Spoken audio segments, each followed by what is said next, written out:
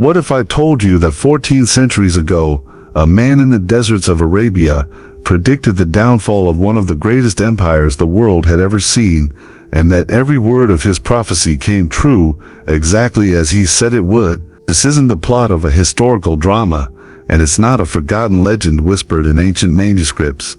It's a truth, rooted in history, a living miracle, and one of the countless proofs of the truthfulness of the final messenger, Prophet Muhammad. While the world today debates prophecies, predictions, and so-called clairvoyance, the words of Rasulullah stand unmatched. Words that not only describe the unseen, but unveiled entire eras of the future with divine clarity. His tongue spoke not from guesswork or illusion, but from wahi, revelation, and among the many nations and powers he spoke about, one stands out in its magnificence and its fall: Persia, known today as Iran. This land was once the heart of an empire, so vast, so powerful, and so proud that no one could have imagined it falling, but it did, just as foretold. And today, as you hear this story, you will not just be listening to history, you will be witnessing a miracle unfold, word by word, event by event. The world 1400 years ago was not like ours. It was a time where kings ruled with iron fists and divine arrogance. The Roman Empire ruled the West, the Abyssinians in Africa, and in the East, there stood the unmatched grandeur of the Persian Empire. Persia wasn't just a country, it was a symbol of legacy. Its cities glowed with palaces layered in gold. Its libraries preserved the wisdom of ages. Its kings, especially Khosrow II, were worshipped by their people as godlike figures. His throne, known as the Takhtis, towered over the capital, Mada'in, like a crown upon the earth. His courts sparkled with jewels. His armies numbered in the hundreds of thousands, and his influence stretched from the banks of the Tigris to the edges of Central Asia. People trembled at his command. Rulers bowed before him. He was the king of kings, and he believed that no one could challenge his authority. But far from the towering halls of Madain, in the humble city of Medina, a man who had never read from a scroll, never sat in a royal court, and had never been taught by human hands, was being taught by the Lord of the worlds. That man was Muhammad. When the Prophet began to spread the message of Islam, he didn't keep it confined to Arabia. He sent letters to the rulers of the world, not just to warn them, but to invite them with dignity, with peace, and with truth. One such letter was addressed to Khosrow II, the Shahanshah of Persia. The letter was simple in words, but powerful in meaning. Accept Islam, and you will be safe. Allah will give you double the reward. But it began with a sentence that pierced the king's ego. From Muhammad, the messenger of Allah, to Khosrow, the emperor of Persia. For a man who saw himself as a god among men, this was unforgivable. How dare this Arab, this man with no empire, put his name before mine?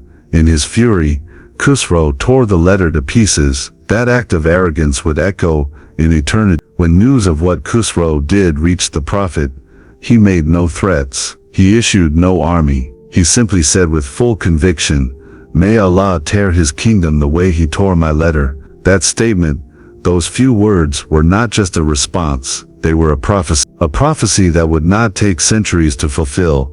It would begin unfolding within months. Khosrow, the most powerful man in the East, had unknowingly signed the death sentence of his own throne, not at the hands of an enemy, but through the certainty of a prophet, whose every word came from the heavens. And the story was only just beginning. The day the letter from Prophet Muhammad reached the court of Khosrow II, the grand halls of Persia echoed with drums of formality, glittered with gold, and stood as a proud symbol of an empire that had dominated for centuries. Courtiers, generals, and viziers filled the throne room as the royal scribe read aloud the parchment. It was no ordinary message. It was an invitation from the final messenger of Allah, a call to abandon falsehood and embrace the eternal truth of Islam. But for Khosrow II, a man who had been worshipped by his people, who believed himself to be the shadow of God on earth, the words written on that letter struck at the core of his pride. How could a man from the barren deserts of Arabia, a land the Persians had long looked down upon, address him directly. How could he dare place his name before that of the Shahanshah, the King of Kings? To Khosrow, it was a humiliation. In a moment of blinding arrogance, he rose from his throne and tore the letter to shreds with his own hands, declaring with scorn that the man who sent this must be deluded or insane. His fury was not just political, it was personal. He felt insulted, dishonored, challenged, but he did not know that what he had just torn apart was not ink on paper. It was a sacred call, and by shredding it, he had not insulted a man, but had enraged the Lord of the worlds. News of this disrespect did not take long to reach Madain. When it did, the prophet, with the calm of divine certainty, responded not with retaliation, but with revelation. He said as he tore my letter, "May Allah tear apart his kingdom." No messenger sent, no war declared, just a statement, soft in voice but thundering in impact. And as history would bear witness, those words would unleash a chain of events that no army could resist, no walls could block, and no empire could escape.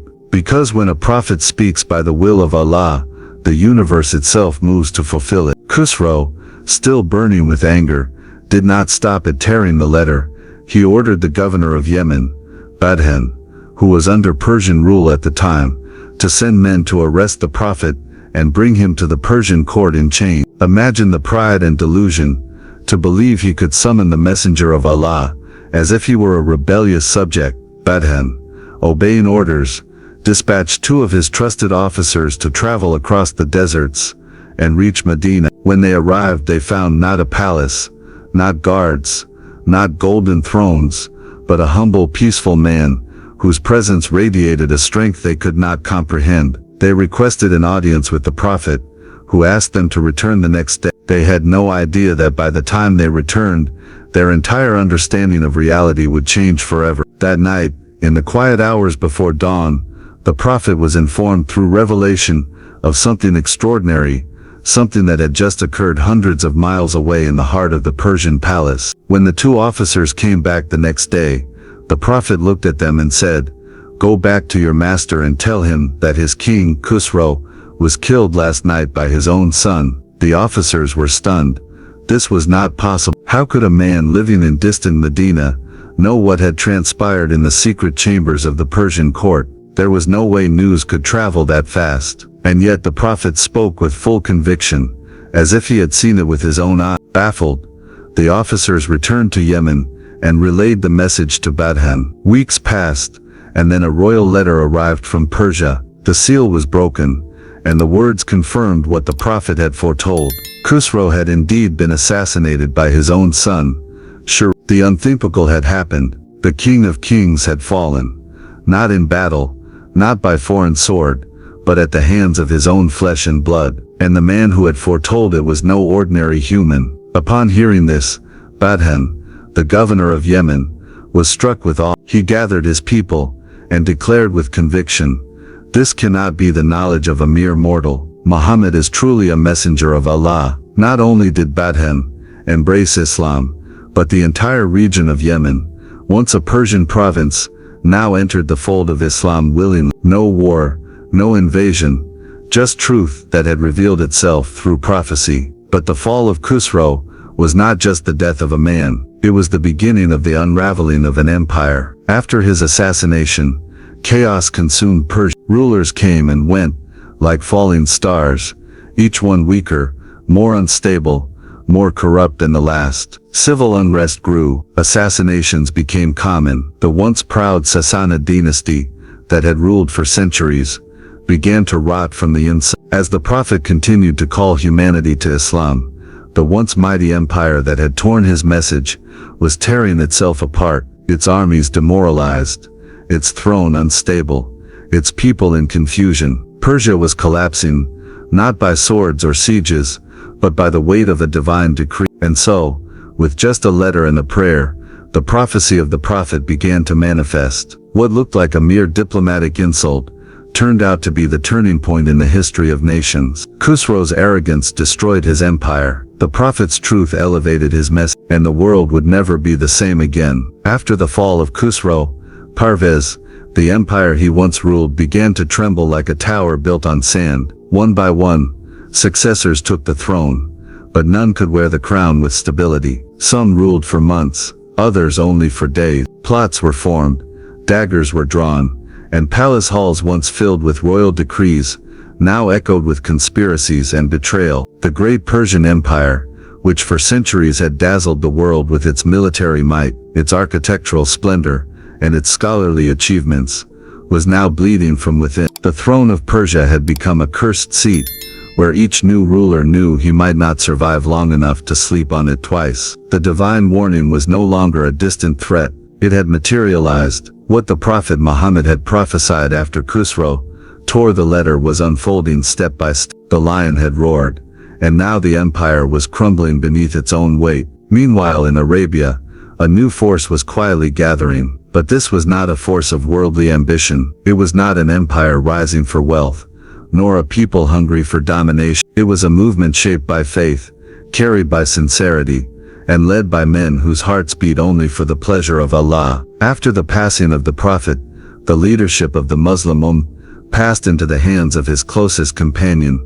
Abu Bakr as-Siddiq. The entire Arabian Peninsula was in turmoil. Apostasy movements had risen, false prophets had declared themselves, and tribal loyalties were threatening to tear apart the unity that Islam had forged. But Abu Bakr stood firm. With steel-like faith, he crushed the rebellions, re-established the authority of Islam across Arabia, and brought back the light of unity to a region drowning in chaos. Once the internal threats were subdued, Abu Bakr turned his eyes beyond the borders. He did not see land or throne. He saw the duty of dawah, the call to spread the message of Allah to the nations, still drowning in ignorance and oppression. Persia was no longer the undefeatable beast it once was. Its military strength was eroded, its people were exhausted, and its leadership was unstable. Abu Bakr sensed that the time had come. The words of the Prophet about the fall of Persia were still fresh in the hearts of the believers. And so, Abu Bakr made a decision that would change the course of history. He summoned the sword of Allah,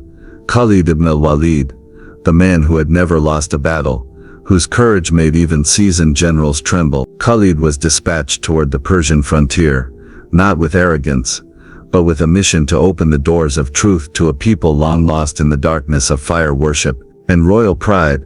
As Khalid marched with small, mobile units into the edge of Persia, the contrast was stark. On one side were humble warriors, dressed in simple garments, their wealth in their hearts, their treasure in their belief. On the other side were Persian fortresses, brimming with gold, armies, armed with elephants and intricate weapons, and soldiers trained in the finest arts of war. Yet, wherever the Muslims set foot, victory followed, not because of numbers or equipment, but because their cause was just, their hearts were sincere, and the unseen help of Allah was with them. Cities began to fall, Persian garrisons surrendered. The people were witnessing something they had never seen before, an army that fought by day and wept in prayer by night, an army that took no pride in spoils but cried for the souls they were trying to save. This was only the beginning. The Muslims, still vastly outnumbered, began to chip away at the Persian domains in Iraq. Towns once thought impenetrable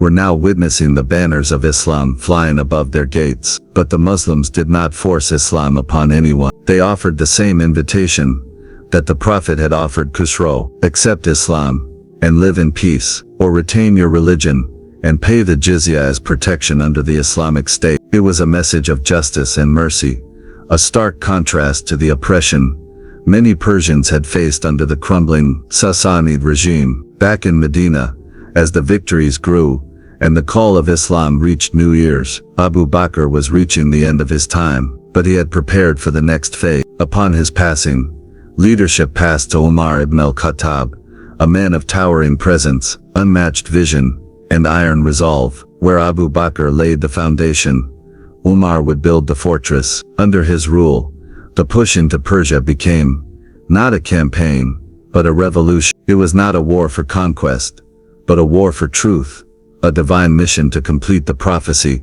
that had begun with a torn letter. And so, with the command of Umar and the leadership of brilliant generals like Sa'd ibn Abi Waqqas, the Muslims prepared to face the might of what was left of the Persian Empire. The world watched in disbelief. Could a people so simple, so recently united, really challenge a civilization that had reigned for centuries? But history, once again, was about to witness that numbers mean nothing when hearts are united by truth, and when destiny moves at the command of Allah. Persia, the empire that once dismissed Islam with mockery, was about to witness the strength of a faith that knew no fear, and the prophecy once whispered in the heat of the desert was now thundering across the gates of empire. The sun blazed above the plains of Kadisiyyah, a once quiet stretch of land in present-day Iraq that was destined to become one of the most significant battlefields in the history of mankind. On one side stood the remnants of the mighty Sassanid Empire, an empire bruised but not yet broken, its forces vast, and its generals seasoned in the art of war. They came not just with swords and spears, but with war elephants armored for destruction, their tusks sharpened, and their backs mounted with archers. Their generals wore gold and silk, symbols of centuries of imperial dominance. Among them stood Rustam Farrukhzad, the empire's most revered commander, a man famed for both his military brilliance and his pride. He was Persia's final hope, a wall between survival and complete collapse. On the other side stood an army that would be considered ragged by worldly standards. Muslims led by Sa'd ibn Abi Waqqas, a man handpicked by the Khalifa Umar and a close companion of the Prophet Muhammad. Sa'd, though ill at the time, led from a rooftop commanding with strategy, prayer and firm. His soldiers had no elephants, no massive fortresses, and no dazzling treasures. What they had was far more powerful, the belief that they were carrying the light of truth. Every soldier knew they were not fighting for land or rich. They were fighting to deliver the same message the Prophet had once sent in a letter that had been torn, but whose words still marched, sword in one hand and Quran in the other. The Battle of Qadisiyyah lasted for 4 grueling days. The ground trembled under the charge of elephants, the sky darkened with arrows, and the air filled with war cries and Quranic recitation. The Persians fought with all the fury of an empire, defending its very soul, but the Muslims countered with a force drawn from prayer, fasting, and the tears shed in the darkness of night. When the elephants initially charged, the Muslim ranks were shaken, but they adapted quickly, targeting the eyes of the beasts, sowing panic within the enemy's strongest asset. It was not brute strength that turned the tide, it was courage guided by conviction. On the final day, a sandstorm blew across the battlefield, blinding both armies, yet the Muslims continued to advance. In the midst of chaos, a decisive moment occurred. Rustam, the legendary Persian commander, was struck down and killed. The Sassanid forces, seeing their leader fall, descended into confusion and fled in disarray. Kadisia had fallen, and with it the backbone of Persian military resistance. The Muslims had achieved a triumph. The banner of Tawhid now fluttered, where once the emblems of fire-worshipping kings had reigned. This was not just a victory of armies, it was a victory of prophecy. The fall of Persia, once unimaginable, was becoming a lived reality. The very empire that had torn the letter of Rasulullah was being torn apart, battle by battle, city by city, soul by soul. But the Muslims didn't stop at Qadisiyyah. The next great target lay ahead. Madain, the capital of the Persian Empire. It wasn't just any city. It was the throne of Khosrow Parvez, the symbol of Persian supremacy. It was here that the famed Taqa Kisra stood, its massive arch stretching across the sky like a crown upon the city. Beneath that arch, Khosrow had once sat in arrogance, mocking the message of Islam. Now his throne was empty, his heirs either dead or scattered, and the doors of Madain trembled under the march of believers. As Sa'd ibn Abi Waqqas and his army approached, the Persians destroyed the bridges across the Tigris River, hoping to halt their advance. But the Muslims, undeterred, crossed the river using makeshift rafts, and even swimming across, armor and all, with horses by their side. This crossing was legendary. Soldiers would later describe how it felt as if angels were pushing them across the water. When they reached the other side, they found the city abandoned in fear. The Persian royal family had fled. The soldiers left behind either surrendered or were nowhere to be found.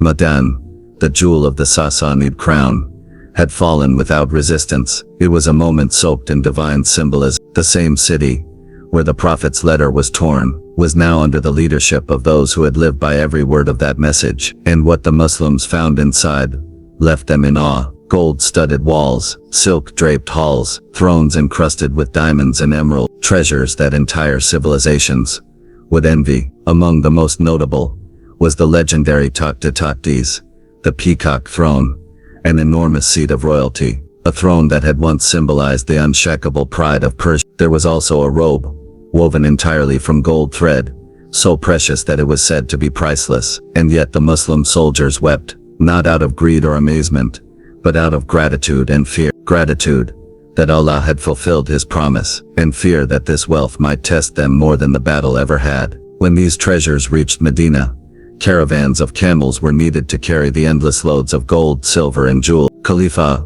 Umar ibn al-Khattab watched silently as the wealth was poured before him. Tears rolled down his face. He raised his hands and said, "O Allah, you tested the people who came before us with this, and they failed. I ask you to protect us from it."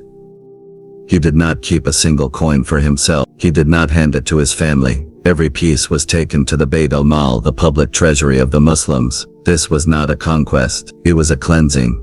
A land once built on arrogance, idolatry and tyranny was now being purified by justice, humility and light. And yet, even as the capital fell, the Muslims did not oppress. They did not enslave. They did not demolish homes or burn temples. They allowed the Persians to retain their culture, to practice their beliefs under protection, and even to thrive, so long as they lived under the banner of justice. The enemies they had fought yesterday were now their neighbors. The spoils they had gained were now returned to the service of the poor, the orphan, and the widow. The throne was down, the palace emptied, the fire temple silenced. The letter had been torn, but its message had survived, and now it sat upon the very seat once ruled by those who had mocked it.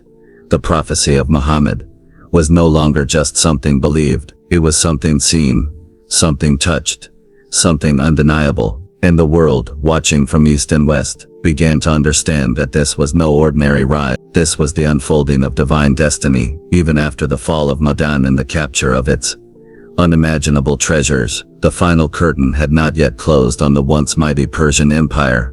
A wounded beast may be dying, but its tail still swings. Yazdajerd, the last emperor of the Sassanid dynasty, fled in desperation from one city to another. From Madain, he escaped to Hulwan, then to Hamadan, then Nishapur, and finally to Balkh. But no matter how far he ran, the shadow of prophecy pursued him. Each city he reached, he found panic, collapse and fear. His loyal forces dwindled, his allies abandoned him. His royal garments now weighed heavier than his soul, for they reminded him not of glory, but of a throne long lost. The man who was once a living symbol of imperial pride now moved through his own empire like a fugitive, no longer a ruler, but a reminder of a past that had no future. Meanwhile, the Muslim armies, steady and disciplined, did not chase for revenge or conquest, but to ensure that oppression would never rise again in that land. Sa'd ibn Abi Waqqas had already established justice and peace in the heart of the empire, and others, like Numan ibn Muqarrin and Abdullah ibn Amir, were pressing on toward the final cities that held out under Yazdajerd's crumbling rule. Battle after battle, fort after fort, the empire that had stood for over 400 years was unraveling, not because of fire or flood, but because Allah's promise was being fulfilled in plain sight. And then came the final moment. Yazdajerd, now abandoned by even his most trusted commanders, took refuge in the mill of a poor man. The one who was once wrapped in robes of silk, who drank from goblets of emerald and gave orders to entire armies, was now begging for protection in the corner of a flour mill. And in that final moment of despair, his life ended at the hands of a commoner. No army, no throne, no burial of state, no royal procession. The last emperor of Persia died alone, nameless and forgotten by his own people. It was over. The prophecy that began with a torn letter had reached its full completion. The empire that mocked the messenger had been dismantled by the command of the one who sent him. But here's the miracle that the world did not expect. Islam didn't just conquer Persia, it transformed it. The very land that once worshipped fire, that once crowned kings with divine arrogance, became a center of Islamic knowledge, wisdom, and culture. The same soil that bore emperors now gave birth to scholars, saints, and students of sacred knowledge. Persia, instead of resisting, embraced the truth with a depth and sincerity that would astonish. From its valleys emerged some of the greatest names in the Islamic intellectual tradition: Imam Bukhari, Imam Muslim, Imam Tirmidhi, Imam Nasai, giants of hadith, all with Persian roots. The fire temples fell, and in their place rose madras. The poets of royal courts were replaced by the poets of divine love, people like Rumi, Hafiz, and Sa'di, who blended Persian eloquence with Quranic light, and the people who once bowed to emperors now bowed only to Allah. This was not the end of Persia. It was its rebirth, a rebirth that gave the Ummah centuries of service, oceans of knowledge, and legacies that continue to shape the Muslim world even today. Persia became not a conquered land, but a torchbearer of Islam. And among the earliest signs of this transformation was a man whose story the Prophet once praised, Salman al-Farsi. He was born in the heart of Persia, raised among fire worshippers, but driven by a hunger for truth so intense that he abandoned everything. His journey led him from the temples of Zoroastrianism to the monasteries of Christianity, and finally to the blessed city of Medina, where he met the messenger himself. The Prophet did not treat him as an outsider. He embraced him, honored him, and declared, "Salman is from my Ahl-Bayt, my family." Through Salman's journey, we are reminded that truth is not tied to race, region, or background. It is tied only to the heart that seeks it. And as centuries passed, the prophecy of the Prophet became not just a historical claim, it became a living testimony. Today, as we walk through the cities of modern Iran, as we open books of hadith compiled by Persian scholars, as we hear the echoes of Islamic civilization across its language and literature, we see with our own eyes the fulfillment of that divine promise. Persia did not vanish. It was not humiliated. It was elevated, not by worldly power, but by divine guidance. And that is the greatest miracle of all, that an empire built on pride fell, and in its place rose a people of submission, knowledge, and sincerity. Let the story of Persia remind us that no throne is too mighty to fall, no king too strong to be humbled, and no nation too far to be guided. Let it remind us that when the Prophet spoke, he did not speak from desire. It was revelation, truth, from above the heavens, and every word he uttered, whether about empires or individuals, whether about deserts or dynasties, has and will continue to come true. This is not just history, this is a sign that Islam is not built on legends, but on miracles etched into the pages of time, a sign that we are part of a living ummah, one that has witnessed the rise and fall of kings, and still holds the banner of truth high, and most importantly, a sign that the words of our beloved Prophet are not to be merely read, they are to be believed, cherished, and lived.